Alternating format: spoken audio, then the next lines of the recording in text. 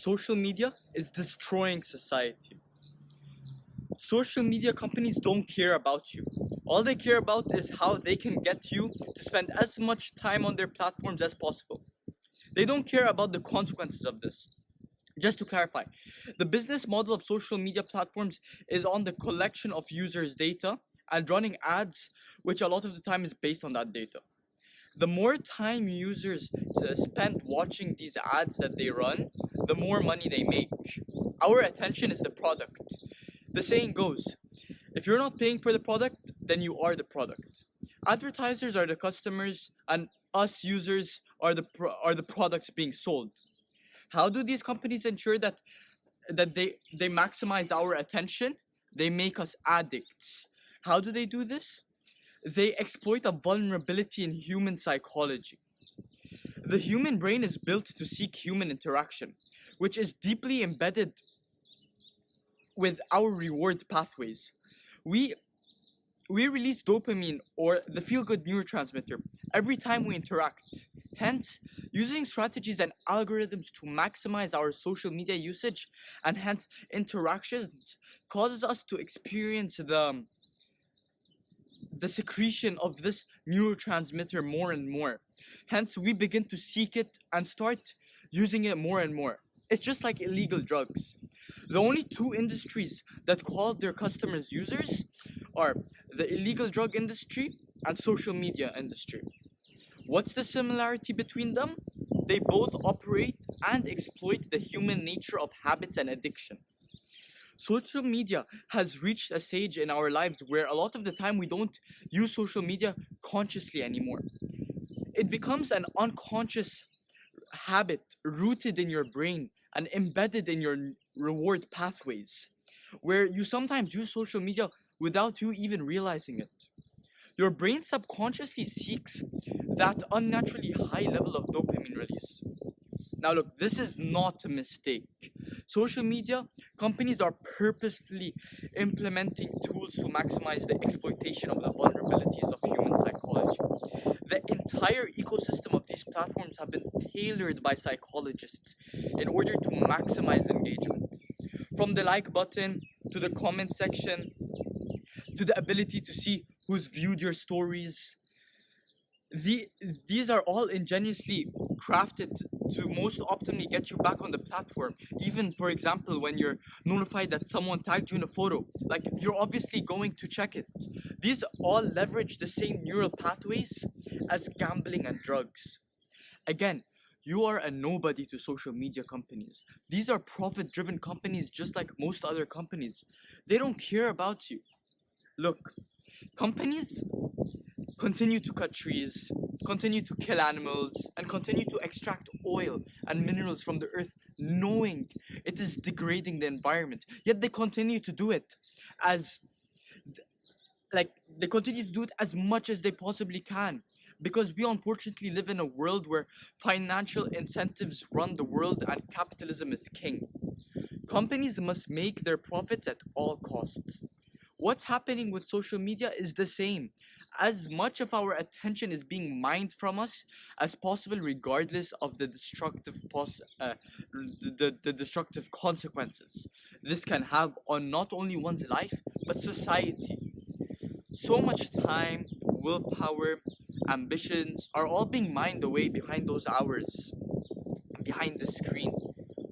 So it's unjustifiable to say that you only use social media as a tool to communicate with others or to connect with the world, because it's not a tool. A tool is something that is just there waiting for you, ready to be used whenever you make the conscious decision to do so. An example is a car. A car is a tool which can be used to get somewhere faster as opposed to walking. Social media is not a tool. It actively uses your human psychology against you. The outcome of social media being embedded into our daily lives is detrimental. So many studies have shed light on the link between mental health and social media use. Social media takes over and diverts one sense of self-worth and identity, especially for my generation. It changes their values, ambitions, and imagination, as well as teaches them to seek others' approval rather than approve that approval coming from inside, from within. Social media is paving the way for a generation of insecure and depressed people. Social media not only creates but also glorifies such high and unnatural beauty standards, which is causing our generation to belittle themselves and undermine their self worth, which is a factor leading to depression. Social media is leading the way for an insecure generation where many people don't even take photos without filters anymore. There is, in fact, something called Snapchat dysmorphia, which is a term that refers to essentially the increasing in the popularity of teens getting cosmetic surgeries to look more like they do on these social media filters. The addictive nature of social media has allowed us to give ourselves a digital pacifier for whenever we are anxious, worried, or even bored. Rather than exploring and facing these problems, we use social media to um, ignore these problems. We use social medias to ignore these and shut them up. From when the mass usage of social media began from around 10 years ago, depression has risen at an absolutely inorganic level. Society, and more so my generation, are becoming more anxious, depressed, comfortable, and much less comfortable taking risks and less likely to explore themselves and their ideas. Social media is killing people from within and is ruining lives. Our brain needs empty time to stimulate and produce ideas and allow one to explore themselves. But this is not happening with the constant feeding or input of content that is coming from social media, what social media is giving us. It isn't too much of a surprise that social media has led to a surge in depression rates because humans aren't made to be aware of what hundreds, if not thousands, of people think about them all at once. We were not evolved to seek and receive social approval so frequently and to such a large extent. This is not what humans are built to experience. Indeed, it's it's understandable that you think that you can control yourself and use social media when you like, how you like, however you like. But think about it like this.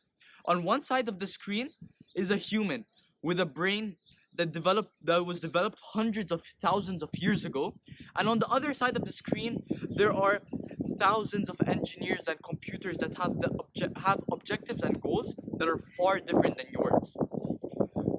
And for the most part, you know nothing about them while they know everything about you. So who's gonna win?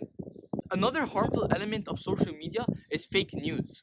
Fake news doesn't only misinform you and causes you to make uninformed decisions, but also it is a threat to society with severe consequences. Fake news on Twitter spreads 6 times faster than real news. Social media biases for this fake news because it stimulates user activity much more. The flat earth theory, for example, influenced hundreds of thousands, if not millions of people. And the reason? It was pushed incredibly by social media. Fueled by social media, society is going from an age of information to an age of disinformation. People, or so called users, are trapped in the business model, and besides social media companies being fueled by financial incentives, these companies are under such shareholder pressure to continue to grow. This makes it incredibly difficult for some sort of change to happen. Hence, it's clear that the industry won't improve with this regard anytime soon. And it's best for you to leave social media. Social media is overpowering human nature. Is this checkmate on humanity?